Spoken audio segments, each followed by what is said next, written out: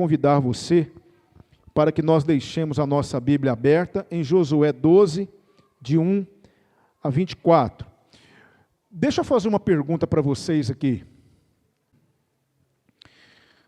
Eu não sei quantos aqui curtem futebol. Eu curto, eu gosto muito de futebol, embora eu não jogue.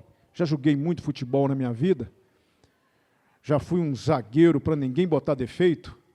Se fosse hoje, esses rapazes aqui da igreja iam passar aperto comigo. Mas eu gosto muito de futebol, curto muito futebol, curto mesmo. Um dos meus programas prediletos é assistir o Troca de Passes do Sport TV, não é? Gosto muito.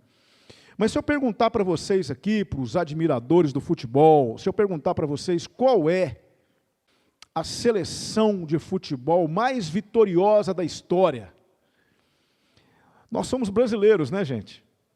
E é óbvio que nós vamos dizer o Brasil, pastor. E é claro que o Brasil é, sem sombra de dúvida, uma das grandes seleções do mundo, mas tem outras, não é? Nós temos aí a própria Alemanha, que é uma superpotência do futebol. Nós temos a Itália, também tetracampeã do mundo. Nós temos times muito bons aqui na América do Sul. A Argentina está passando por uma fase ruim, mas daqui a pouco a Argentina volta a ser a Argentina, não é? Mas como é que nós conhecemos um time vitorioso? Visitando a sala de troféus. E aqui eu não quero brincadeira agora comigo. Os cruzeirenses aí, por favor, fiquem caladinhos, né? Porque a gente sempre ouve essas coisas aí por aí, né? Mas como é que você sabe que um time ele é vitorioso? Você indo na sala de troféus desse time. Aí você dá uma olhada na quantidade de taças que esse time tem. Se você for na sede da CBF, você vai ver lá, pelo menos algumas cópias, não é? Das 5 taças dos mundiais que o Brasil ganhou, Copas América, que a seleção trouxe para o Brasil, e você verá que realmente a nossa seleção, por mais que alguns agora, atualmente, não estejam lá muito confiantes, mas você verá que o Brasil realmente tem história no futebol, porque você olha a sala de troféus. Por que eu estou falando isso com você? Porque Josué capítulo 12 é a sala de troféus de Israel. Quando você olha para Josué capítulo 12, versículos 1 a 24, você tem um panorama, uma visão perfeita do que foi a conquista da terra prometida. Aqui está a conquista da terra prometida. Um resumo, uma síntese de 25 anos de batalhas enfrentadas por aquele exército. Ao todo, 31 reis derrotados, cujos nomes ou cujos reinados estão inseridos aqui no texto de Josué capítulo 12. Então, por que eu posso dizer que o exército de Israel foi um exército vencedor? Porque eu estou olhando para a sala de troféus de Israel. Eu estou olhando para a lista de conquistas de Israel. Quando você lê esse texto aqui, que nós acabamos de ler agora há pouco, sinceramente, vamos ser sinceros aqui, irmãos, esse texto, ele despertou em você alguma coisa diferente? Não. Para falar a verdade, ele é até um pouco cansativo, é ou não é verdade? Você fica lendo aqui, por exemplo, o rei de Jericó um, o rei de Ai que está ao lado de Betel outro, o rei de Jerusalém outro, o rei de Hebron outro, o rei de Jarmute outro, o rei de Laques outro, e vai lendo, e vai lendo, e vai lendo. E isso vai produzindo um certo cansaço na gente. Esse texto, dificilmente, ele vai ser usado num devocional. Quando você levanta e você vai fazer a sua devocional, você dificilmente vai ler esse texto aqui. Dificilmente. Dificilmente você vai fazer devocional em Mateus capítulo 1, no livro de 2 Crônicas, quando você vai ler as genealogias. Talvez dificilmente você vai fazer um devocional em Números. E esse texto aqui é um texto estranho, mas é um texto necessário. Eu aprendi aqui 4 lições muito preciosas para a nossa vida, que eu quero apresentar para você nessa noite. Permita-me apresentá-las agora e depois nós vamos, uma por uma, desenvolvendo aquilo que o Senhor colocou no nosso coração. Primeira lição que eu aprendo aqui nesse texto, e eu vou explicar daqui a pouco, é a seguinte: você sempre será lembrado por aquilo que você fez. Essa é a primeira lição. A segunda lição que eu aprendi aqui: é sempre bom fazermos um balanço de nossos progressos, a fim de reforçarmos nossa confiança em Deus. Essa é a segunda lição. A terceira lição que eu aprendi aqui: Deus é fiel e sempre cumprirá suas promessas, ainda que essas não aconteçam em nosso tempo. Quarta lição que eu aprendi aqui: só existirá conquista se houver batalha. 4 lições que esse texto me apresenta. Esse texto, irmãos, do versículo 1 ao versículo 6 aqui de Josué, nós vamos ver o relato das conquistas de Israel a leste do Jordão. Dos versículos 7 aos versículos 24, nós vamos ver o relato das conquistas de Israel ao oeste do Jordão. Então aqui está, 25 anos depois, um relatório das conquistas daquele povo. Agora, é muito interessante, eu vi um certo pastor falar sobre esse texto e eu concordo com ele. Nós cantamos aqui agora, aleluia. E quando nós lemos esse texto, aí que está a grande questão que eu queria falar sobre o texto em si, é que quando nós lemos, nós ficamos cansados de ler. É um relatório para nós, entediante, mas não para o povo de Israel. Eu fico imaginando a cena, de vez em quando me dá uns flashbacks assim, e eu fico imaginando nós lá, vendo o povo de Israel agora, todos tendo conquistado seu espaço na terra prometida, se reunindo, e Josué dando um relato das conquistas do povo. Aí eu fico imaginando, né, quando Josué fala assim: o rei de Jerusalém, o rei de Jericó, aí o povo, ei! O rei de Ai, que está ao lado de Betel, Israel, outro, o povo, aleluia! E aí, o rei de Jerusalém, outro, aí o povo, isso! O povo vibrando, a cada relato, a cada conquista, porque isso foi muito importante para aquele povo. Pode ser que não seja importante para a gente, mas foi muito importante para eles. Porque gente foi perdida nessas batalhas, alguns soldados morreram, famílias ficaram desamparadas em casa, enquanto os soldados estavam no campo de batalha, guerreando pelas suas possessões. Foram muitos anos sendo gastos, exércitos que marcharam dia e noite, experiências que eles tiveram com Deus no transcurso de cada batalha. Então agora, finalmente, todos reunidos, Josué dando o relato das conquistas, a cada relato. O rei de Debir, outro, glória a Deus. Sabe aquele hino que nós cantamos? Tu és fiel, Senhor. Isso aqui é o Tu és fiel de Israel. Na hora que Josué falava, o Senhor é bom, é. Sabe aquele grito que dá quando alguém faz um gol no estádio, aquela explosão da torcida? Eu fico imaginando isso, quando Josué estava dando os relatos das vitórias do povo. E isso que me ensinou muitas lições. E eu queria então pensar com você sobre essas lições a partir de agora, uma por uma. E realmente eu peço, a minha oração, a minha intenção nessa noite é que nós possamos sair por aquela porta hoje reflexivos, tendo aprendido coisas que vão fazer a diferença na nossa vida. Você não veio aqui hoje para ouvir relatos de conquistas de reis, você veio aqui hoje para aprender alguma coisa para o seu dia a dia, sim ou não? É muito importante que eu leve alguma coisa para o meu dia a dia. É assim todas as vezes que nós nos reunimos, e hoje não vai ser diferente. A primeira lição que eu aprendi aqui, e eu quero compartilhar com você, é essa: você sempre será lembrado por aquilo que você fez. Sempre.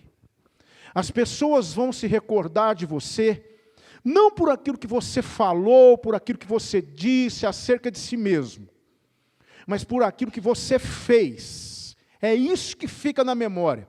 É isso que marca a nossa história. Aquilo que nós fazemos. E é interessante que eu vejo isso aqui no texto. Veja bem, quando Josué começa a dar os relatos, dos versículos 1 a 6, ele vai citar vários nomes de reis. Por exemplo, ele vai citar o rei Sion, rei dos amorreus, que habitava em Hebrom. Ele vai citar aqui vários outros reis. Og, rei de Bazã. Ele vai citar o nome de muitos reis aqui, e a partir do versículo 7, ele vai citar vários reinos que pertenciam a reis. Ele vai citar esses reis. O que eu aprendo aqui? Eu aprendo que esses reis tiveram seus nomes, ou os nomes dos seus reinados colocados aqui, porque foram homens que fizeram o que era mal aos olhos do Senhor. E é por conta disso que eles estão sendo lembrados. Toda vez que Josué citava um nome, ou toda vez que ele citava um reino, aqueles israelitas se lembravam com certeza de algo de ruim que aqueles reis haviam praticado. Esses homens eram homens extremamente maus, perversos, pagãos, idólatras, eu já falei isso para vocês, assassinos, sanguinários. Esses homens por séculos desobedeceram a Deus, e agora eles estão aqui na lista fúnebre de Israel, quando Israel foi se dar conta de todos os reinos que eles conquistaram. Esses reis estão aqui sendo lembrados como homens que mereceram o juízo divino. Então eu aprendo isso. Você vai ser lembrado por aquilo que você fez, querido. É por isso que eu me preocupo quando alguém fala para mim assim: eu não estou nem aí para o que as pessoas vão pensar de mim. Pois devia, meu irmão. Principalmente você que é crente em Jesus Cristo. Sabe por quê? Porque você tem sobre você uma responsabilidade que não é pequena. Sobre você está o nome do Senhor, e você precisa fazer com que esse nome seja glorificado através da sua forma de viver. As pessoas podem glorificar o Senhor vendo o seu proceder, ou amaldiçoar o Senhor vendo aquilo que você faz. Por isso que é muito, mas é muito grande a nossa responsabilidade. Eu confesso para vocês que eu tenho um propósito na minha vida. Eu me lembro de um pastor que disse isso há 30 anos atrás, e eu nunca esqueci. Pastor Melchior Tavares, um dos pastores mais sábios que eu já conheci na minha vida. Ele disse uma coisa que eu nunca esqueci, e eu fiz disso a minha regra de vida. Ele disse assim: eu não tenho como resolver todos os problemas do mundo, mas eu posso ser um problema a menos para ser resolvido. Nunca esqueci disso. Sabe qual é a minha preocupação? A minha preocupação é deixar um legado por onde quer que eu passe. Eu sou pastor dos irmãos há 3 anos e 4 meses. E peço a Deus que permita que nós caminhemos juntos. Mas se um dia o Senhor colocar no meu coração, ou no coração dos irmãos, que a nossa caminhada vai chegar ao fim, eu quero sair por aquela porta e quero ter deixado um legado aqui. Eu quero deixar algo de positivo no coração dos irmãos. Eu quero que os irmãos, toda vez que se lembrarem de mim, deem um sorriso. Eu quero ser assim. E você? Se um dia Deus me tirar desse mundo, Ele vai, não sei quando, eu quero que as pessoas se lembrem de mim, não como um derrotado, não como alguém que envergonhou o nome do Senhor, mas alguém que fez jus ao nome que carrega. Eu quero isso, irmãos. Eu tenho esse objetivo na minha vida. Eu não quero nunca ser um peso para as pessoas, nunca. Eu quero ser um empecilho para as pessoas. Eu nunca quero ser um problema para você. Eu quero deixar uma marca no seu coração. Eu quero ser como esse personagem aqui, olha só. Eu quero ser esse personagem aqui, ó, Jacó. Olha o que a palavra de Deus diz dele, lá em Gênesis 50, versículo 10. Chegando eles, pois, à eira de Atade, que está além do Jordão, fizeram um grande e dolorido pranto, e fez a seu pai uma grande lamentação por 7 dias. Você acha que Jacó morreu tão logo ele chegou no Egito? Não. Ele ainda viveu muito tempo, tempo suficiente para conquistar o coração dos egípcios. E quando ele morreu, ele fez tanta falta, mas tanta falta, que a palavra de Deus diz que foi levantado ali um grande e dolorido pranto. Quando Josué estava lendo o nome desses reis aqui, eu não tenho dúvida de que o povo vibrava. Porque aqueles reis foram julgados, porque foram homens maus, eles ficaram na história como homens desobedientes, homens infiéis a Deus. Como é que você vai ficar na história? Como é que você vai ficar? Você tem se preocupado com isso, irmãos? Eu me preocupo. Eu me preocupo, porque senão eu vou ser como esse outro aí, olha só. Segundo Crônicas 21:20, era da idade de 32 anos quando começou a reinar. Preste atenção, irmãos. E reinou 8 anos em Jerusalém. E foi sem deixar de si saudades. E sepultaram-no na cidade de Davi, porém não no sepulcro dos reis. Quem é esse? Jeorão. Você sabia que houve um rei na Bíblia que morreu, e quando ele morreu, houve festa? Morreu sem deixar saudades de si? Você sabia que o rei Herodes, o grande, quando ele morreu, ele era tão odiado, mas tão odiado, mas tão odiado. Gente, ele mandou matar a esposa, Mariâmine, ele mandou matar a esposa. Depois ele se arrependeu, e ele exigiu dos seus empregados que eles gritassem o nome dela pela casa para ele sentir algo como que se ela estivesse presente.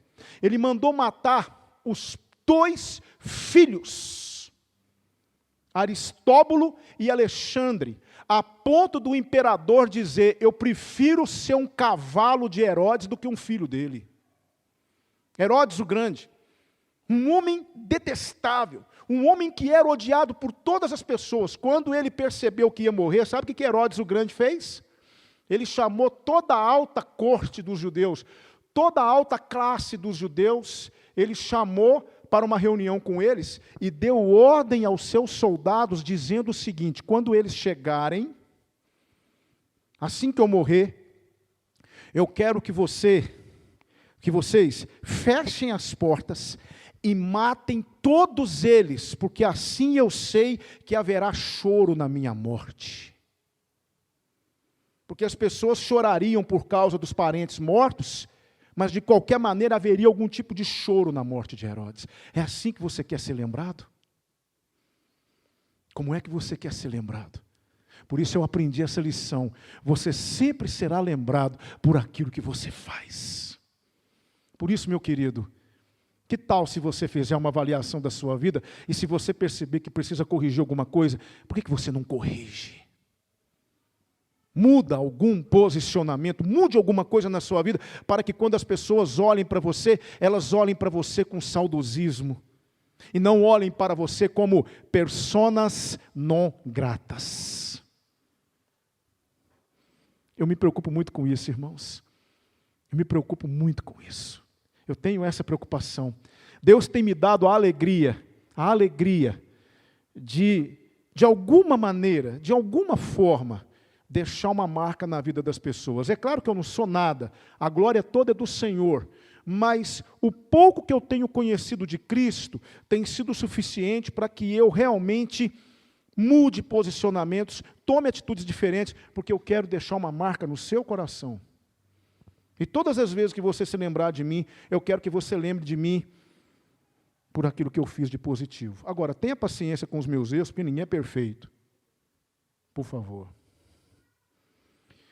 Então essa é a primeira lição que eu aprendi aqui nesta noite. Mas eu aprendi uma segunda lição também nesse texto. É sempre bom fazermos um balanço de nossos progressos, a fim de reforçarmos nossa confiança em Deus.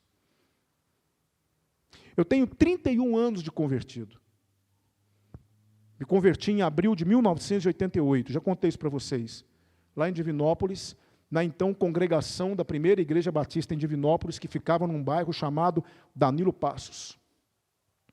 Me converti nessa igreja. 31 anos.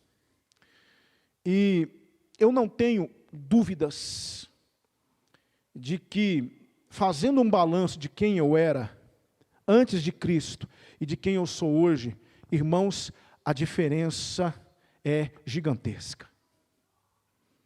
A diferença que Cristo operou na minha vida é algo gigantesco. Gigantesco.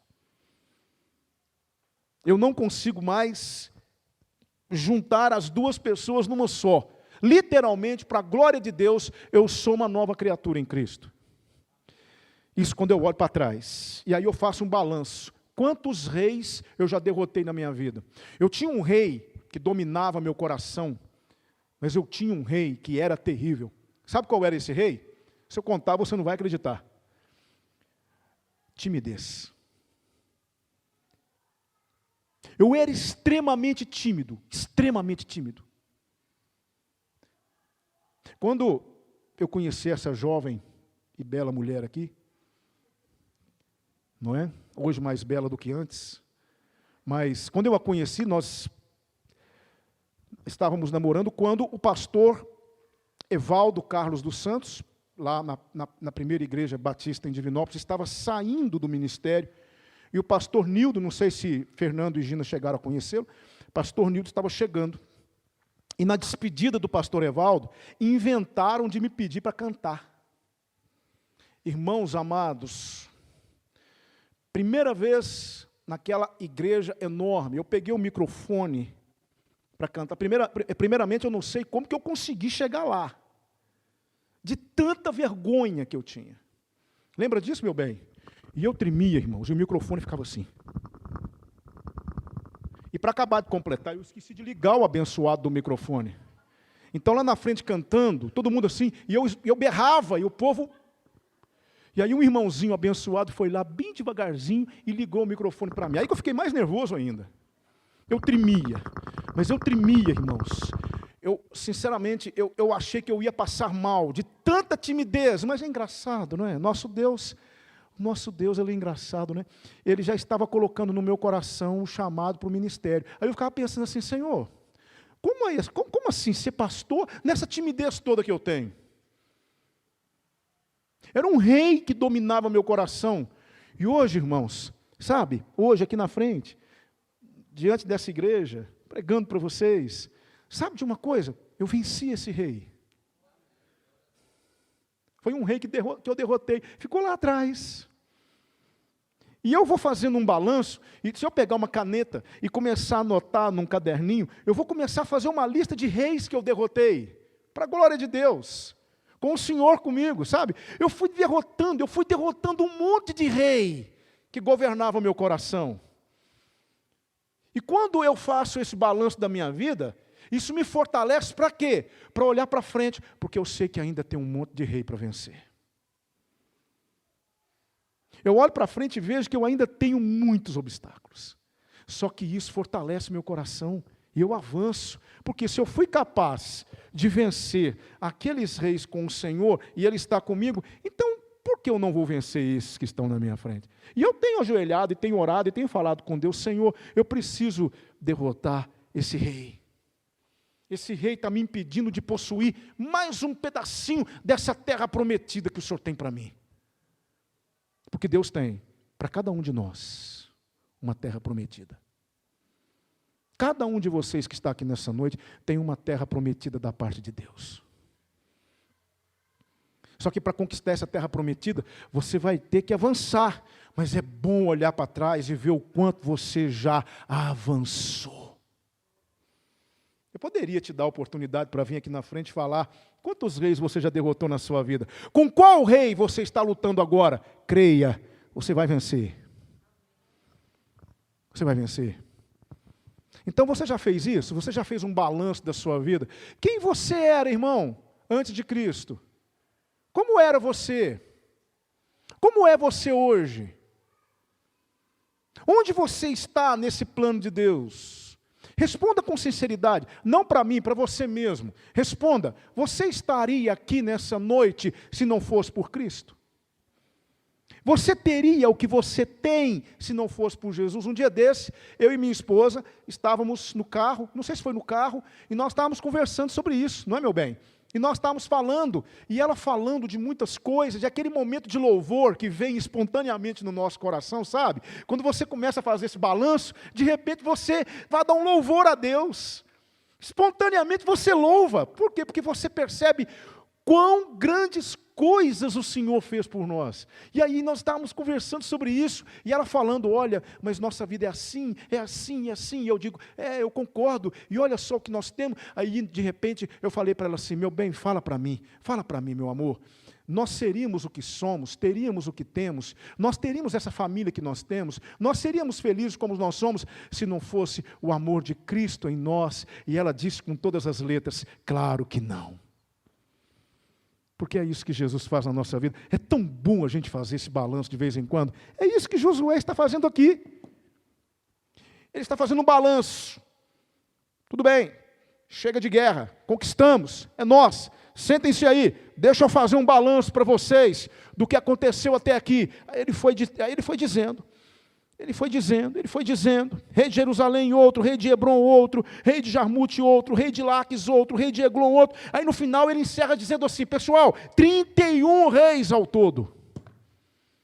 Um balanço que ele fez. Eu fico imaginando os brados de louvor do povo de Israel. Querido, eu garanto para você que se você fizer um balanço da sua vida, de quando você começou até aqui, inevitavelmente você vai louvar o Senhor.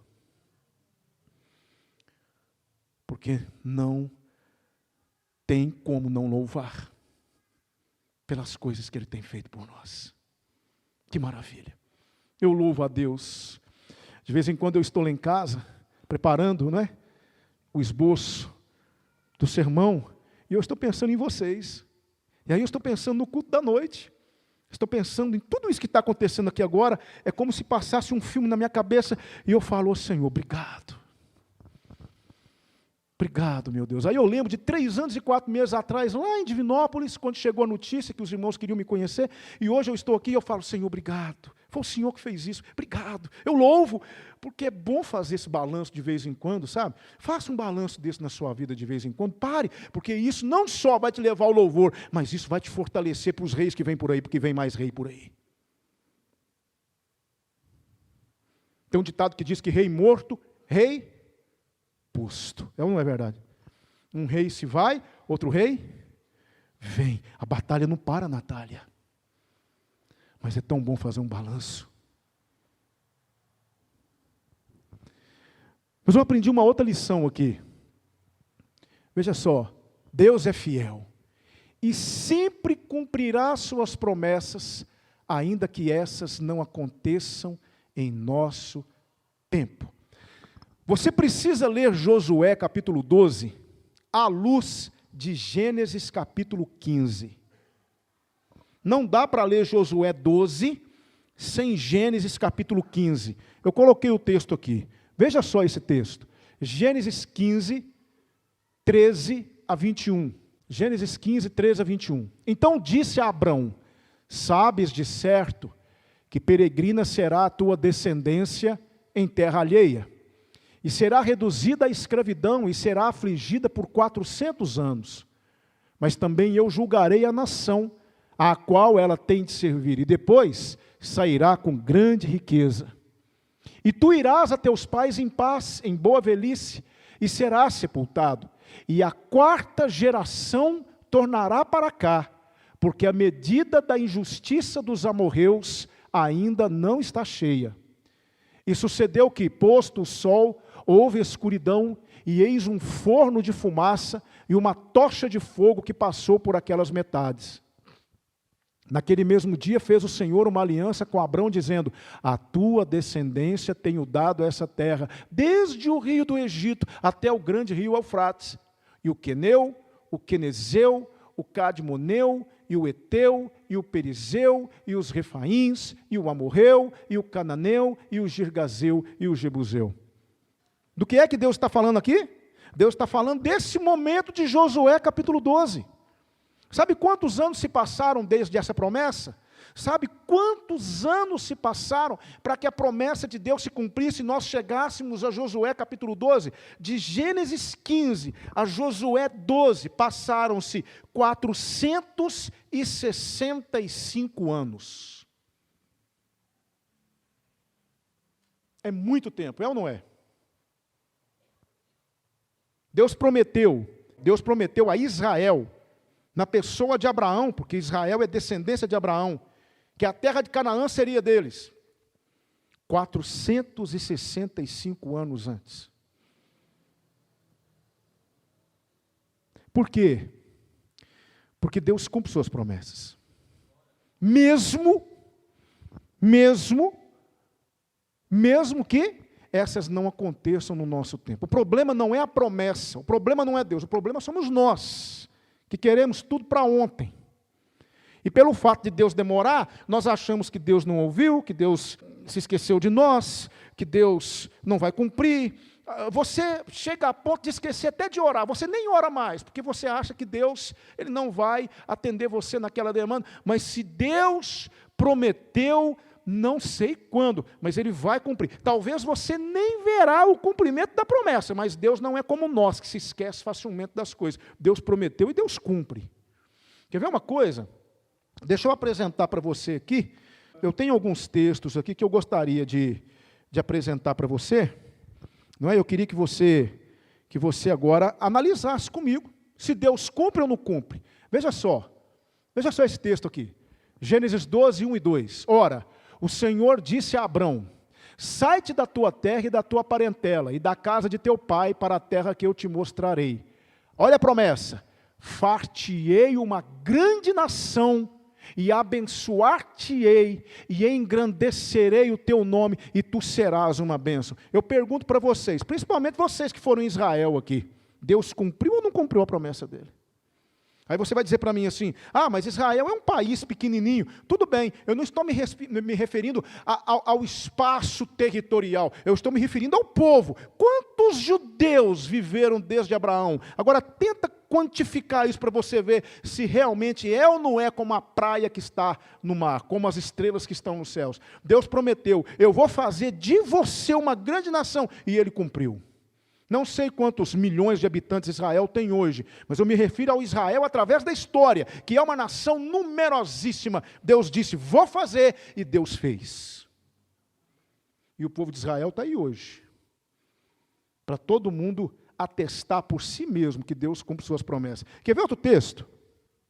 Joel 2:28. Olha só a promessa: e há de ser que depois derramarei o meu espírito sobre toda a carne. Vossos filhos e vossas filhas profetizarão, vossos velhos terão sonhos e os vossos jovens terão visões. Eu pergunto para vocês, cumpriu ou não cumpriu? Quem é que está em nós hoje? O Espírito Santo de Deus. No Antigo Testamento não era assim. No Antigo Testamento o Espírito vinha sobre pessoas específicas.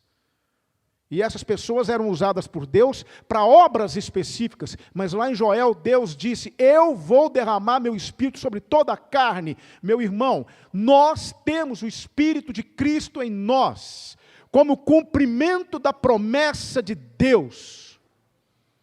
O Senhor está em nós, através do seu Espírito. Cumpriu ou não cumpriu? Vamos ver mais uma? Mateus 28, 19 e 20. Portanto, ide, fazei discípulos de todas as nações, batizando-os em nome do Pai, do Filho e do Espírito Santo, ensinando-os a guardar todas as coisas que eu vos tenho mandado. Promessa: e eis que eu estou convosco todos os dias, até a consumação dos séculos. Cumpriu ou não cumpriu? Quem é que está conosco todos os dias? O Senhor Jesus. O Senhor Jesus está conosco, o Senhor Jesus está aqui, porque Ele promete e Ele cumpre. Quer ver outro texto? Mateus 16, 18. Pois também eu te digo que tu és Pedro, e sobre esta pedra edificarei a minha igreja, e as portas do inferno não prevalecerão contra ela. Mais de 2000 anos de perseguição, de oposição do inferno, de oposição do diabo. Como o diabo tentou acabar com a igreja. O diabo matava os cristãos no primeiro século. Inúmeros cristãos foram martirizados, foram queimados vivos, foram jogados para os leões, foram martirizados das formas mais terríveis possíveis. Mas quanto mais se matava cristãos, mais a igreja crescia, porque Jesus prometeu: as portas do inferno não prevalecerão contra a igreja. Sabe por que nós estamos com essas portas abertas? Sabe por que essa igreja está aqui há 38 anos? Sabe por que a igreja está no mundo inteiro? Porque Jesus prometeu: o inferno não vai derrotar a minha igreja. E não derrota. Não derrota, querido. Não derrota. Ninguém consegue parar o povo de Deus. Ninguém consegue derrotar a igreja de Cristo. Ninguém consegue. Ela tem os seus momentos. Ela tem os seus momentos bons, de avivamento, de crescimento, de explosão, de grandes pregadores. Ela tem seus momentos de fraqueza, seus momentos de esfriamento, seus momentos de apatia, mas de um jeito ou de outro a igreja caminha. Ela não para. Porque as portas do inferno não prevalecerão contra a igreja de Cristo. Não tem jeito. Podem se levantar, podem tentar de todas as maneiras calar a voz da igreja. O diabo pode se levantar de tudo quanto é jeito para tentar impedir o avanço da obra missionária, para tentar impedir o avanço da igreja. Não tem jeito. Satanás fecha uma porta aqui, o Senhor abre outra porta ali. Porque ele prometeu. Agora tem uma promessa que ele ainda não cumpriu. João 14, 18. Não vos deixarei órfãos, voltarei para vós. Agora, frente a tudo que eu acabei de dizer, eu pergunto para essa igreja: você duvida que Jesus voltará, irmão? Você duvida? Pastor, mas são quase 2000 anos. Mas você duvida? Você duvida que Jesus vai voltar? Porque Ele vai. Não sei o dia nem a hora. Mateus 24, 36 diz isso. Não sabemos o dia nem a hora em que há de vir o Filho do Homem, mas Ele voltará. Ele voltará. Você está preparado para quando Ele vier? Você está preparado para quando Jesus voltar? Meu querido irmão, tem uma frase de Charles Spurgeon que diz o seguinte: se meditarmos nas promessas e levarmos em consideração aquele que prometeu, experimentaremos a doçura delas e obteremos o seu cumprimento. Qual é a promessa que você sabe que Deus fez para você? Talvez você tenha no seu coração uma promessa feita pelo Senhor. Escute, Ele vai cumprir. Não sei quando, mas Ele vai cumprir. A Bíblia está repleta de promessas que já foram cumpridas. Eu sei que tem muitas ainda por se cumprir, mas eu aguardo, porque eu sei que Ele vai cumprir. 465 anos antes, Ele disse para Abraão: essa terra na qual você está, eu vou dar à sua descendência. Eles virão para cá na 4ª geração, porque a medida da iniquidade dos amorreus ainda não está cheia. 400 anos, eles vão vir para cá. Agora faça a conta, 400 anos, mais 40 anos no deserto, 440, mais 25 anos de conquista, 465 anos depois. Olha o Senhor cumprindo a promessa aqui. Olha o Senhor cumprindo a promessa dele. Meu querido, isso me enche de esperança.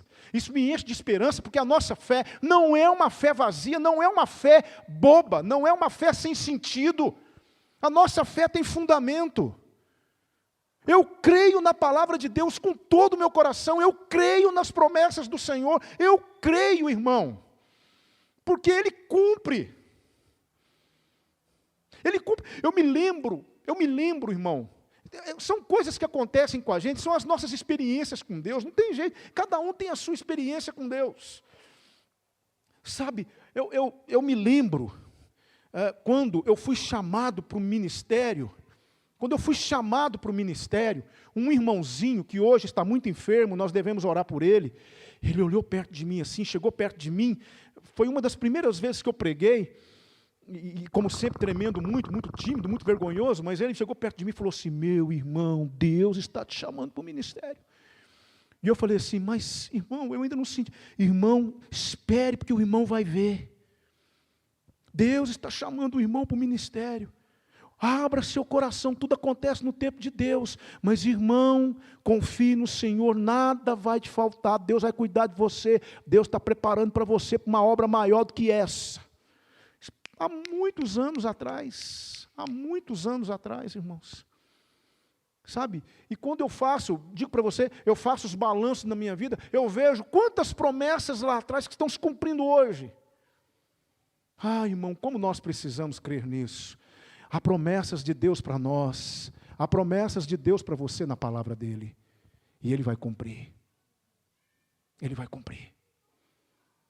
Eu aprendo mais essa lição. E eu aprendo uma última lição aqui nessa noite, e eu caminho para o final da minha palavra, é essa lição. Só existirá conquista se houver batalha. Quantos reis que Israel precisou derrotar? 31. Cada batalha pior do que a outra, cada batalha mais renhida do que a outra, cada batalha mais apertada do que a outra. Não foi fácil para Israel chegar aqui nesse relato. Não foi fácil. Foi difícil. Foram 25 anos de intensas batalhas, de lutas e mais lutas. Mas Israel queria aquela terra. Deus colocou no coração de Israel o desejo por aquela terra. Israel queria. Embora os espias, 65 anos antes, tinham dito para o povo, não adianta subir contra aquela terra, porque nós não vamos possuir. 2 homens queriam muito aquela terra, Josué e Caleb. Eles disseram, que isso? Se o Senhor se agradar de nós, nós vamos possuir a terra. Sabe o que é isso? Gente que quer a terra, gente que quer possuir, gente que quer conquistar.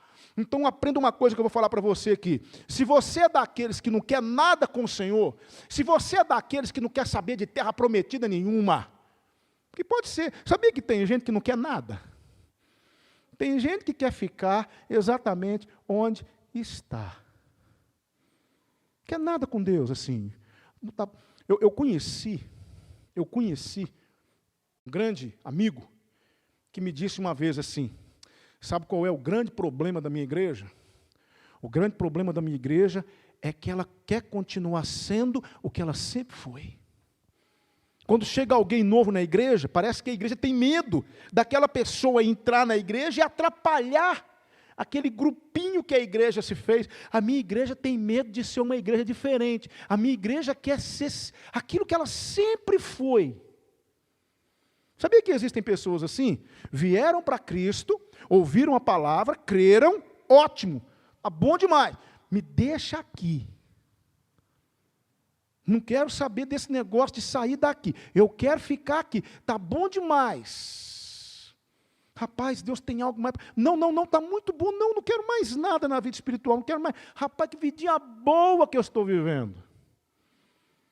Se você é um desses, eu vou te pedir uma coisa em nome de Jesus Cristo. Hoje, antes de você dormir, querido irmão, querida irmã, antes de você dormir, você vai ajoelhar e você vai falar assim com Deus: Senhor, Deus de Israel, coloque ambições espirituais no meu coração. Não me deixe, Senhor, viver apático do jeito que eu estou vivendo, porque Deus tem uma terra prometida que mana leite e mel para nós, irmãos, junto a Ele. E nós não podemos aceitar vivermos sem ambições espirituais na vida. Que ambição você tem na sua vida? Qual é a terra prometida que você quer? Ou você não quer? De repente você não quer. De repente você quer ficar aí, no seu Egitozinho, sendo escravo de Faraó, sendo humilhado por ele. Deus tem uma terra prometida para você, Ele quer tirar você desse Egito. Ah, mas está tão bom aqui no Egito. Então ore para Deus mudar essa realidade e colocar ambição espiritual na sua vida, irmão. Para que você possa querer a terra que o Senhor tem para você. Porque Deus não quer que você continue nessa estagnação espiritual que você está. Eu não quero, eu não estou feliz com o que eu sou, irmão, não estou. Eu não estou. Eu tenho 4, eu listei aqui, eu quero falar para você, eu vou abrir meu coração, estou em família, eu vou abrir meu coração. Eu tenho 4 terras que eu quero de Deus, 4 terras prometidas, que eu sei que Ele tem para mim e eu quero. Eu amo o Senhor, eu amo a Jesus, mas ainda não amo como deveria, eu quero mais. Eu já falei isso para Ele. Senhor, eu quero te amar mais. Eu quero te amar igual Deuteronômio capítulo 6, versículo 5. O que diz lá? Amarás o Senhor teu Deus com todo o teu entendimento, com todas as tuas forças, com toda a tua alma. Eu quero amar o Senhor o máximo que eu conseguir. Eu não estou satisfeito com a medida do amor que eu tenho pelo Senhor. Eu quero mais. Eu quero mais. Sabe qual é a outra terra que eu tenho pedido ao Senhor? Eu sei que Ele tem essa terra para mim, irmãos. Eu peço a você que ore por isso. Eu quero ser um pregador cada vez mais fiel às Escrituras. Eu quero ser. Eu estou feliz, eu amo pregar, eu amo preparar um sermão, eu amo preparar um esboço, eu amo, irmãos, eu estou fazendo o que eu amo fazer. Eu quero que você saiba que você tem um pastor feliz com o que faz. Eu amo ser pastor, eu amo pregar a palavra de Deus, eu amo preparar um estudo, eu amo estudar, eu amo, mas eu quero mais. Eu não estou satisfeito com o que eu sou, eu quero mais. Quanto mais fiel eu puder ser ao texto bíblico, quanto mais fiel eu puder ser ao Senhor na pregação, eu quero para mim. É a minha terra prometida, eu estou indo em busca. Tem muito inimigo, tem. Tem muito inimigo.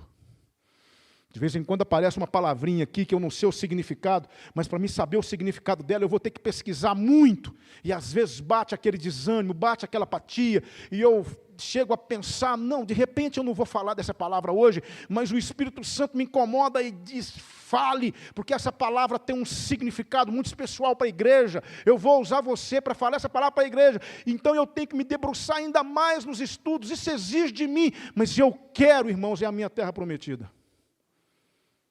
Eu tenho essa terra prometida. Eu tenho uma outra terra prometida que eu tenho pedido a Deus nas minhas orações. Senhor, eu quero me desvencilhar cada vez mais desse mundo. Não quero ficar preso nesse mundo. Não quero me apegar a nada desse mundo. Não quero. Quero usar as coisas que Deus me deu, mas não quero ser usado por elas. Como eu quero isso para mim? São as minhas terras prometidas. E eu tenho uma outra terra prometida que eu tenho pedido para Deus. Eu oro, irmãos. Graças a Deus, vocês têm um pastor que ora. Eu oro por vocês, eu tenho orado. Mas eu tenho uma terra prometida do Senhor para mim. Sabe qual é? Eu quero que a oração seja o sangue das minhas veias. Quero orar muito mais do que eu tenho orado. E não é fácil. Levanta a mão aqui para mim agora. Quem acha que é fácil ter uma vida de oração?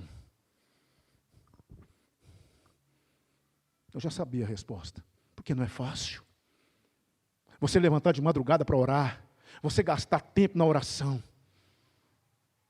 Não é certa vez, George Miller, já falei dele para você, não falei? George Miller, o pastor George Miller, ele cuidou de mais de 10 mil órfãos ao longo de sua vida. Ele teve vários orfanatos e ele tinha um propósito de vida. Ele disse, nunca vou pedir nada para o homem.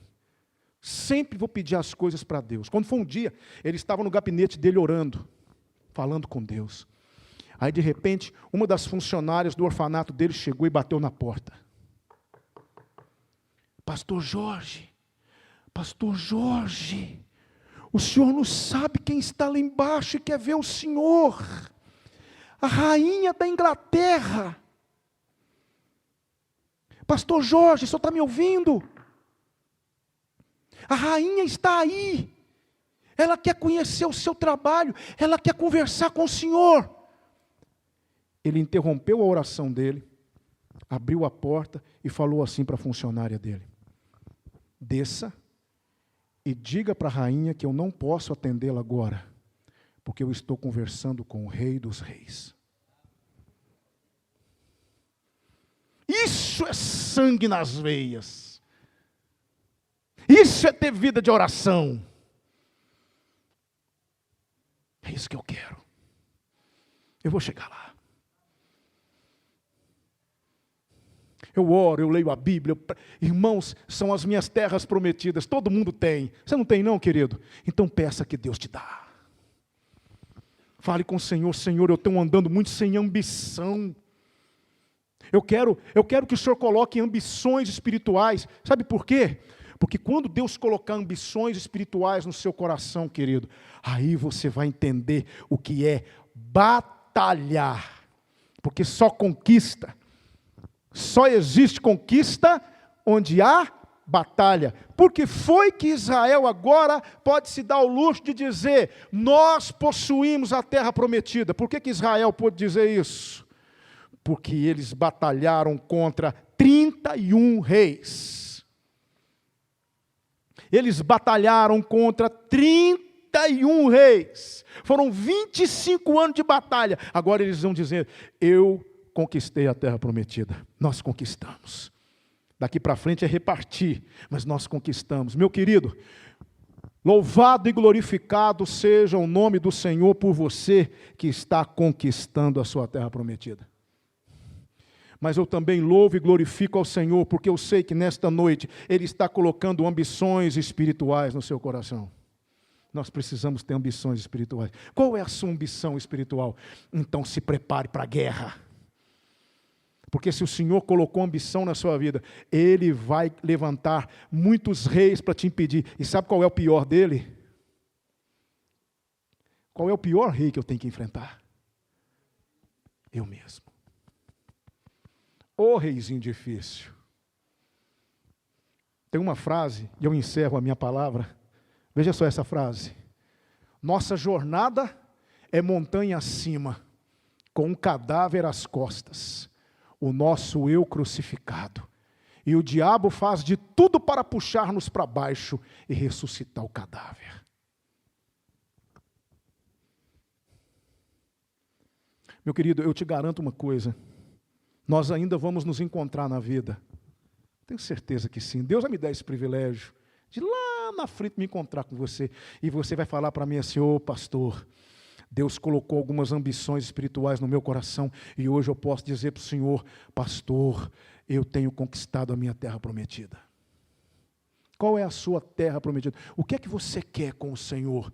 Eu não estou me referindo a bens, irmãos, não estou me referindo a posses, não estou me referindo a coisas, estou me referindo a sentimentos, a situações espirituais. Diante de Deus, não há nada mais valioso do que isso. O que você quer do Senhor? O que você quer com o Senhor, irmão? É essa a sua terra prometida? Ah, pastor, eu não sei. Então pede ao Senhor para colocar. E prepare-se para a batalha. Porque só existe conquista se houver batalha. E só vai haver batalha se houver ambições espirituais no seu coração. Quero orar por você nesse momento. Vamos orar? Nós te agradecemos, ó Deus, pela sua palavra poderosa nessa noite. Muito obrigado, Deus. Muito obrigado por ter falado tanto conosco. Ó Senhor, eu apresentei aqui para a tua igreja as minhas ambições. Eu coloquei diante do Senhor as minhas terras prometidas que eu tanto quero conquistar, Senhor. Ó Deus, permita que eu chegue lá. Permita que eu conquiste, Deus, esse amor que eu quero ter por Ti acima de tudo e de todos.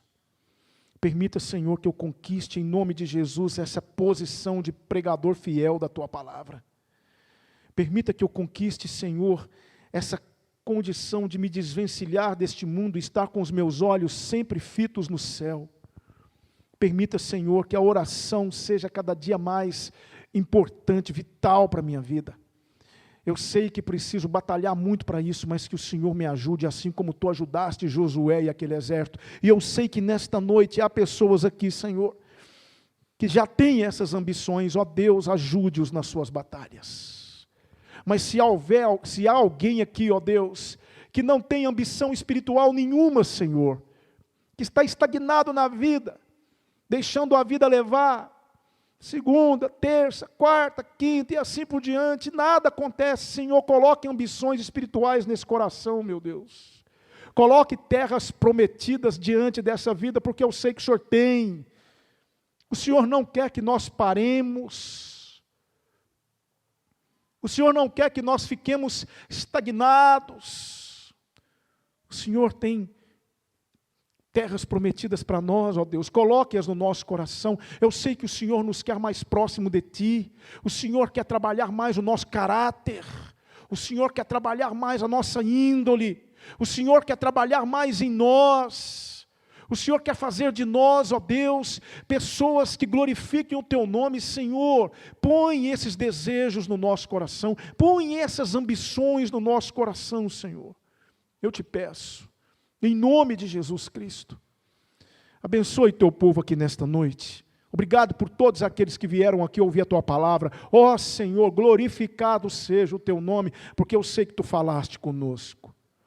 Muito obrigado, meu Deus, pelos desafios que nós temos. Ó Deus, não permita que ninguém saia daqui nessa noite com alguma coisa para mudar na sua vida.